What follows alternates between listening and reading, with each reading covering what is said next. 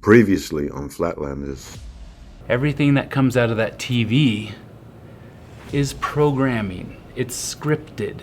They report a narrative of what to believe. And if people like me and you, simply by questioning the validity of it, we're ridiculed. We're called a conspiracy theorist. I'm sorry to cut you off. I only have a minute and a half, and I don't really need to hear what you're trying to provide. I want to know how you're dealing with all these conspiracy theorists on your platform. So the first way is by demoting low-quality content and promoting more authoritative content, and the second is by providing more transparency for users, such as searching for "the Earth is flat" on YouTube, where you see a lot of... Your response is to put a box saying, nope, the Earth is not flat. Correct. That we cannot question what they tell us.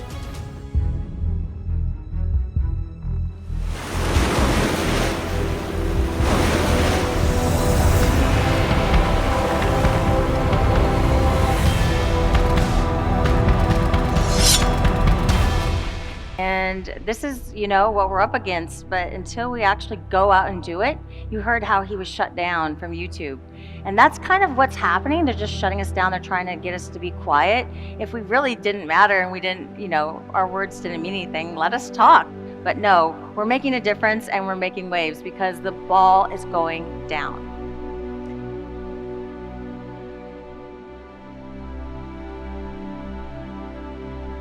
I came up with this idea after I watched Behind the Curve, and I felt like it just wasn't a representation of everything that we know. So much was left on the cutting room floor, and so what we want to do is take that, which was cut, all the truth, all the facts, and put it into our own documentary, and we'll be debunking Behind the Curve, and more importantly, we'll be covering what they didn't cover.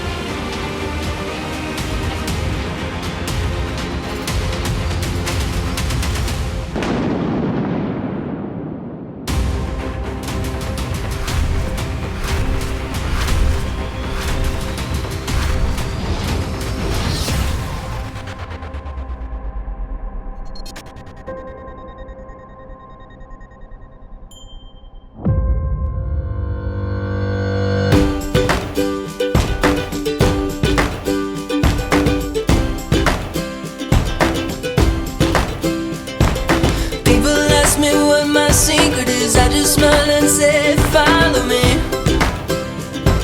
I'm sitting on top of the world, on top of the world. Life's too short not to really live. I got a big heart, I can let you in. I'm sitting on top of the world, on top of the world. On top of the world. I'm sitting on top of the world, on top of the world.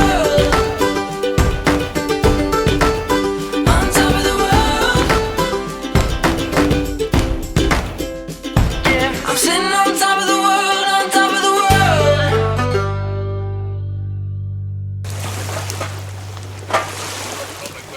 See our flashes at all? Okay, nice. Is it pretty cool? You're getting some pretty cool. Oh, I think I just saw you. I saw one. So it did twice, but I don't think the bottle Yeah, even Bombay is Can you see it? Randy. Yeah, because look at it all. you can see the green Look at gas it all is right above here. it. Wow. Just moved in the whole thing. Well, let's hope it blows past, because we saw it start about an hour or so ago. And it might blow out of here, but it's hard to say. It almost seems like coastal shit. There was a fire, and it was blowing this way instead of that way. And it looks like it's collecting here, so it should.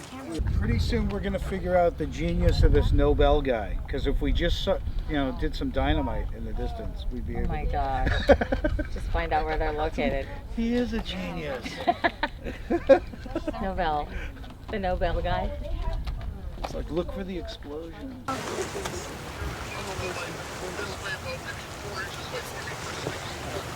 Yeah, I know. We're looking at the plume, and then there's only a tiny little space between that and the peninsula. My name is Jaron Campanella. I have a channel called Jaronism on YouTube. So I found out that there was going to be a documentary called Behind the Curve, and they had talked already to Bob Knodel, and they were interested in possibly knowing if I would be interested in being in the documentary. So the first thing that happened is I got a call from the producer, Daniel Clark, and he asked if he could film my upcoming experiment. I had an experiment going on at a canal in Holt, California, and I thought it was a great idea. I said, wow, you'll come out? He said, yeah, I've got a whole film crew. We'll fly out there. We'll do the whole filming. And I said, that's fantastic. This way I don't have to film it.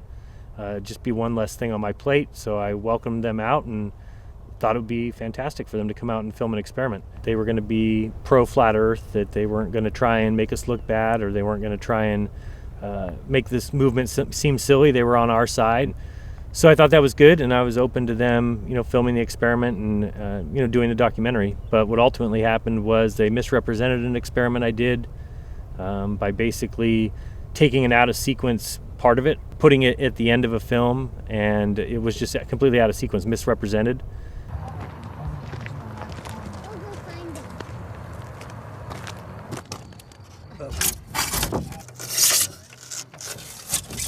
You have a backup experiment. If you're seeing through this hole, through the next hole, and seeing the light at the backboard, or at 17 feet off the water, the Earth is flat. If he's holding it up at 23 feet high and we're seeing the light, well, that's because the Earth's curved. So I should only be able to see it when it's at 17 feet. Okay, go ahead and drive down there, Enrique. You're gonna hold the light there. Enrique, how high is your light? 17 feet. I mean, it's as, we don't see you, Enrique. Lift up your light way above your head. Interesting. Interesting there. That's interesting. At the end of the experiment, there was some debris or some kind of obstacles in the way of actually seeing to the other side. And they used your words of, that's interesting. Could you explain to us what really happened there? Yeah, sure. So there was probably 20 to 25 people at that experiment, and 20 of them were flat Earth believers, 5 of them were globe believers, and they all looked at the experiments that were done and the observations that night, and we all walked away from it at the end of the night and said, well, nothing was proven here, nothing was shown. Even Daniel Clark, the producer, never said to me, oh, you guys proved curve here today, or you proved flat. But there was a few moments during the tests where in one case there was some evidence that kind of looked like it would lean towards curvature. In another instance there was experiments that seemed to lean towards flat. Neither case was proven. It couldn't be replicated. It was just kind of a one-off kind of thing. And in that one particular scene that ended the film, I said, interesting, when I saw something that we didn't expect to see. But that was in the middle of many more experiments, many more observations, and they just happened to take that one clip out of sequence, put it at the end of their movie as if that experiment proved curve. And did you find any experiments that proved the Earth was not curved? A lot of the work that you guys are doing has shown evidence that the Earth is flat, and you can see too far. Right, that's here, right here. Yes, that's the spot right there. That's the spot right here. I was finding this morning. This line right here, that's it. That's where that rock was. Yep. Put that down. I think I just saw him. It's right off that second peninsula. Yep. Right, like a thumb. I think I just saw it. Did you guys see that? Yep. Oh, I think I don't. You don't see it? Jen, do you see where, I saw it with the naked eye, but I might be... You can come look here if you want. I see it! Okay, so to the right. To the right of that, Jaren. Just a little bit, like an inch, like a quarter inch. I lost the film now. I try to present things in simple concepts. So some things to think about when considering stars and planets is the inverse relationship of distance and angular size is a measurable and mathematical fact, okay? Well, the fiber optic gyro experiments that we were doing, Daniel Clark was very interested in, how they were going and what they were dealing with. And so I told him that we initially, when we got the fiber optic gyro, it measured a 15 degree per hour rotation. But what we found is when we turned on that gyroscope, we found that we were picking up a drift, a 15 degree per hour drift. Now, obviously we were taken aback by that. Wow, that's kind of a problem, right? He took that and he was extremely interested in it because when I said 15 degree per hour rotation, he automatically assumed that I meant that it meant a 15 degree per hour rotation of the globe. At that point, obviously, we weren't really sure what it was because we were very surprised to get that. But after further investigation, we had found out that there was an experiment called the Michelson-Gale experiment. And the Michelson-Gale experiment measured this 15 degree per hour rotation of the ether, the luminiferous ether. And of course, the luminiferous ether is something that the mainstream kind of dismissed after the Michelson-Morley experiment, and Albert Einstein mathematically dismissed it. When I started talking about that with Daniel, and he wanted to know more, and so I kept emailing him and giving him updates, and I told him that information very clearly, long before the movie ever came out.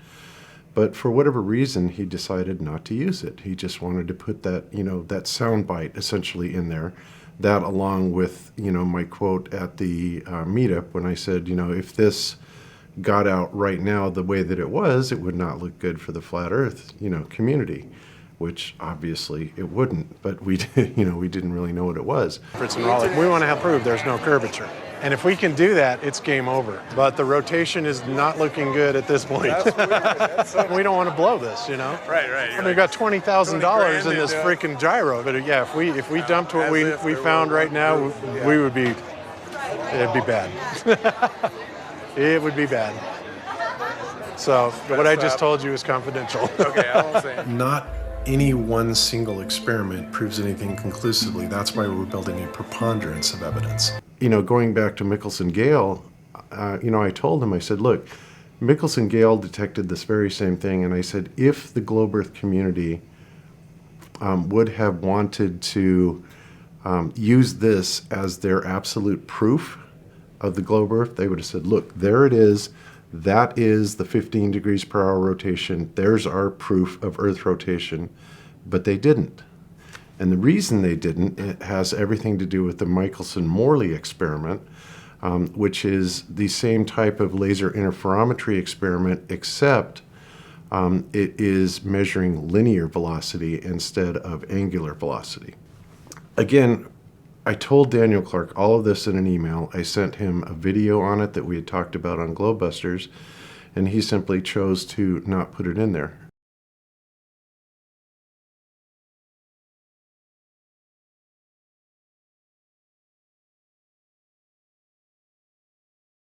The additional information that we sent to him about the 15 degree per hour gyro rotation experiments.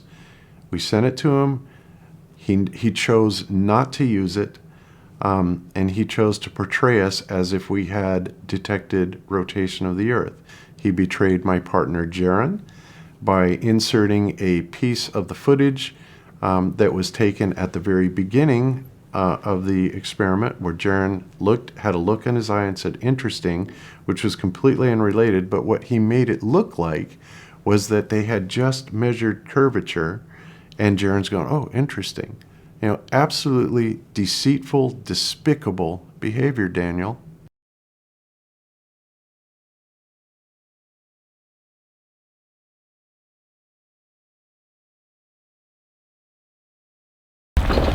No, we're doing together like we're big. Oh my God, Is there? Are you seeing a big sun beam? I feel like I just saw it. I know, I think I keep seeing it. No, I saw it earlier. Yeah, right on that peninsula. Yeah, right over there. I think I just saw it. That's what I thought. I saw it earlier. I feel like we just saw you guys. Did anybody see him? Looks at the same thing right there. Yeah. I didn't. I saw it like right. Yeah, see right there. I saw it. Okay, I saw it. I saw it Did for you sure. hear anything? Anybody? It's right. Show us, Sydney. It's right there. It's right. Come here, camera. See where my mirror is going up? Yeah. It's a little bit angled to the left. I saw a big. Oh, I just saw it too. I saw a bright flash. Right. I know where it is now, but I'm just trying to see you again. I think I just saw it too. It's just past that little peninsula. Because I don't want to be. You guys can. Wait, don't keep doing it. I got it. Oh, You got it, Jared? maybe. On camera? Maybe. Karen might have it. I need to see it more though. We need- You were right with it's right there. Yeah. Like kind of like in the middle. Hey, my name is Sydney Silver. I am a flat earth explorer. I was on YouTube and I saw a flat earth video. I couldn't discount half of it. Came back, I saw another video. I was flattened. I just saw the visuals of the buildings not leaning like this on the curve or not leaning away from me on the horizon, and I just started realizing, oh my gosh. So I had seen one of Jaren's videos where he went out for 4 miles and got a flash from that far away. So I wanted to go down and do a horizon visual experiment, just see it for myself. I have seen with my eyes 30 miles on this lake. From that shore down to here, I can see the streetlights, and I did the altitudes on it. It's like supposed to be like 500 feet underneath the curve. And I did a video and we got visuals on lasers and mirror flashes from 18 miles away. And of course I got straight across the Salton Sea from 10 miles away, like every detail on camera, the houses, the road, everything. If you look up on Google, it says for a 5'7" person, the horizon should be 2.9 miles out. So even seeing 10 miles is too far. This is a geothermal sea. This is a hot spot of evaporation, and there's a lot of clouds on the water constantly. We have to wait for conditions to be where the water is out of the air, and then we can see clearly across. The science side has been claiming that when you can't see anything because of a cloud, that it's a globe, even if they're up high enough on a berm or something where science says you should be able to see. So last time we were up on a berm and you still couldn't see the other side, and I said, so doesn't that show that it's water in the air, because science says you should be able to see the other side from this elevation? And they were just like, no. So any lack of visuals, any fog to them proves globe. And then on the reverse, any visuals proves globe, because then they cry refraction. So it doesn't matter if you can or can't see at what level, they're just going, no, that means it's a globe. Yeah, the thing is, it is negative sea level here, which does collect the smog. You can see all of here had smog on it today, and lots of like fires are around here all the time. But I think it's kind of cool that it's down below sea level, because when it is clear conditions, we're actually on a greater curve supposedly, because we're closer to the core. So it's like their numbers are even off. It should even be more over the curve because we're so down closer to the core supposedly here. So I am Tammy Armstrong. I'm John Armstrong. And I'm Austin Armstrong. We're from Kansas City, Missouri. We drove here to the Salton Sea to watch this experiment that's taking place today. And we witnessed a mirror flash from 27 miles away. Mirrors are line of sight, so you have to see the mirror to see the flash, and at that distance we shouldn't be able to see it due to the curvature of the earth. Splash! Splash! We're seeing it. What? No. I don't see Flash! What? Flash! I don't see it. I don't see it. Yeah, there's two. There's two. Flash! Oh, I see it now. What?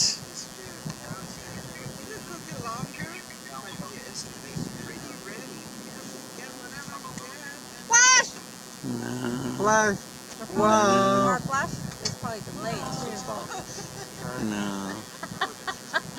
I love you, Austin. You're awesome, dude.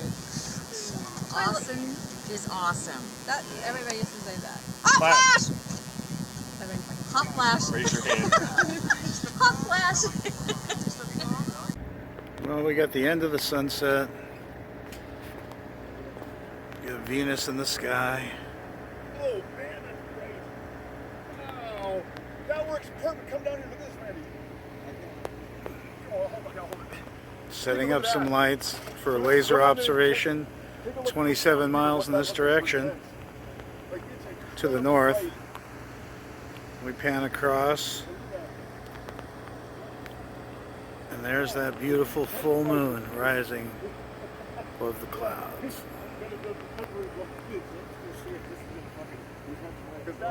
That's like incredible. Those dual laser rig. Okay, Shelly, I'll see you again. I saw the red And and the it's green. being triangulated, but you can see the dust lighting up in the beam as it goes off 27 miles to Capri Road. Yeah. Last night after dark, we observed a laser from the same spot, 27 miles away, clear as day, across the water. I have it on my camera. It was obvious. You could see the light from 27 miles away, and if the Earth was a sphere, that's beyond the imaginary curve. It shouldn't be there. You shouldn't be able to see a light from 27 miles away. Capture. We see you guys. Blue with multicolored lights. Crazy. Okay. From them. That's theirs. I'm gonna hang up because I want to record this. Come on. I gotta record. You guys watch this thing. Yeah. Blue light, super bright.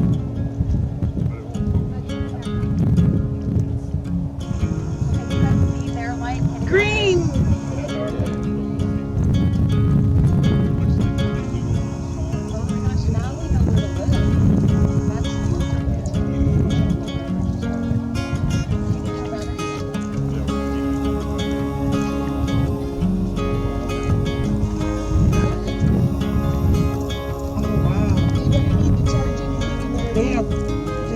Okay, so the camera is completely level here. See the bubble? There's a bubble right here. Perfect. And we should have we need to have him shine it again. Oh, I got it. The laser? You got the laser? Oh, yeah. Just get that. Start filling your face. Just turn it side to side here. Wow, that's that. What? Okay, yeah, so you're getting like this mirroring effect, huh? But not as bad. It's just closer together. Okay, do you guys see their light hitting us? It looks like when you zoom in on a star. Oh my gosh, now we know where to look. That's huge right there. Does anyone know what the altitude is here? Minus 234 below sea level. Okay, excellent. Current temperature is in. We have a 26.8 humidity factor. Okay. And the current temperature is 58.1 degrees. Excellent. And it's what time? Do we know what time it is? Current time according to 6:18. Awesome. Awesome. And so he's going to give us the temperature reading of the water. January 10th, 2020, conducting at the Salton Sea. We have a temperature reading of 39.5. Again, okay, 39.3. The asphalt will be a little warmer. It retains heat. Okay, 42.0 for the asphalt. Oops. Alright, we have humidity 39%, pressure 30.2, visibility 10 miles, 6 Us? You see us, Dave? Yep. Okay. Yeah, I saw you swimming up in there again. Up the dark, there's like a black band in the water. Yep. And then there's up now. Yep, that's it. That's it. All right, looks like that's, I think that's it. The best we're gonna do in this lighting. All right, guys. I think we got it. It's a wrap. All right, everyone. Good job. Good job, everybody. Yeah. Wow. All right. Thanks, guys. I think that's it. Okay. We're all freezing our asses off now. Good job. 27 miles. We have a lake near our house that I was thinking about setting up an observation, and it's 4 miles. But to come here and see a light from 27 miles away, that's huge. That's a major accomplishment. It's funny, at first I thought people were almost cool with the flat earth stuff, but then suddenly people started calling me stupid. Even people that were kind of going along with me will be really rude to me.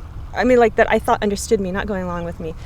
They'll be really rude to me and say things like, oh, well, I'm sure science will, they'll disprove that at some point. They'll make what you're saying wrong. And I'm just like, wow, I thought you understood what I've been going through for a year. Part of me almost wants to hide it sometimes a little bit, just because I'm afraid of what the Globers are going to do to me when they find out. So I'm up in the air sometimes about talking about it or putting it out there. But I do generally. So it's kind of a real fear that this happens to flat earthers. We've been called crazy and told we should be locked up and put on medication, and nobody's come down here that says that to us. It triggers a lot of people. People get angry, and I was told to, if I don't believe in gravity, to jump off a building, and I would get proof of gravity. Drink bleach, don't have children, things like that. And there's a lot of hate in the world today. So yeah, coming out and saying that you believe that the earth is flat just opens up a door for a lot of people just to hate. Personally, I believe that they're hiding creation. We're not here by accident. There was no Big Bang. There's no evidence of that. They can't prove it. They want us to believe that we're insignificant, just accidents floating through space on a random speck of dust. And that's not true. The best way to hide a creator is to hide his creation. And that's what I believe. The entire thing, that's what it's all about, I believe. Since then, FE Core has done more experiments with the fiber optic gyro, and I have an engineer friend that is a PhD in a university in Europe. I'll just say that because he doesn't want to be known, in electrical engineering, and he wrote me an email. He said, Bob, the way that you can determine that it is positively the ether, because that was our speculation anyway, is a very simple experiment. And that experiment involved simply doing the fiber optic gyro measurements at different elevations on the same latitude line. What that means is if you're on a globe, for example, and you take a measurement, say on the equator, just for simplicity's sake, and it's going to pick up that 15 degree per hour rotation, roughly, all right? But if you go then somewhere else on the equator, which is the same latitude line, and you measure there, you're still going to have that exact same rotational rate. Okay, so what he proposed, like I said, is to do these measurements at different elevations. What we did is in Colorado, we went to a place called Pikes Peak, and Pikes Peak is 14,125 feet in elevation. And we went up there and we took our measurements, and the measurement came back, obviously not at 15 degrees per hour, but it was, I forget exactly what it was, but it's 15 degrees per hour times the sine of the latitude. So, 9, 10 degrees, something like that. We got that measurement, okay, and then what we did is we went due east down to the plains of Colorado, and about a 10,000 foot elevation drop. And we did another measurement. Actually, we did this multiple times, but when we did that, we got a more than 1 degree variance on that rotational rate. And that right there puts an end to the debate, the dispute about what we measured. It absolutely was not Earth rotation. And the reason that we know that it's the luminiferous ether rotation is because science has always known about the luminiferous ether. It was only until Einstein, in the Michelson-Morley debacle, that they mathematically eliminated. But before that, Tesla knew about it, Heaviside knew about it, Maxwell knew about it. I mean, all of the most famous, engineers and physicists of the time, they knew that it behaved very similarly to an electromagnetic toroidal field. So that toroidal field is, kind of picture it as like a tornado. Okay, so at the top of the tornado, you have a spinning top, and then as it goes down vertically, it gets faster and faster and faster. So it's this vortex type of thing, and that's how the luminiferous ether actually behaves. So what we were essentially doing was measuring at one point of the vortex where it was a little bit slower, and then another point where it was actually a little bit faster. And that is precisely what we picked up with the fiber optic gyro. So there it is, proving the luminiferous ether and disproving the rotation of the Earth. Where is love now? And you wish that you could soak it up. You wish that you could stomp it out. You wish this wasn't something you had to cry about. And you'll never be alright, and it will never be okay. But your heart goes on beating, heart goes on beating anyway.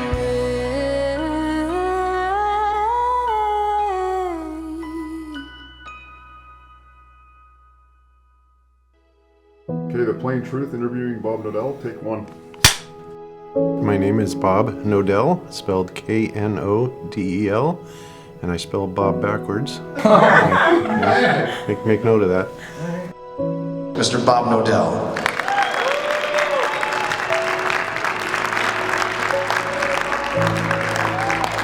Thank you, Rick. Appreciate it. All right. Thank you, everybody. Thank you to Amber Plaster and Tony. And this is just awesome. I guess I'm just the host of Globebusters.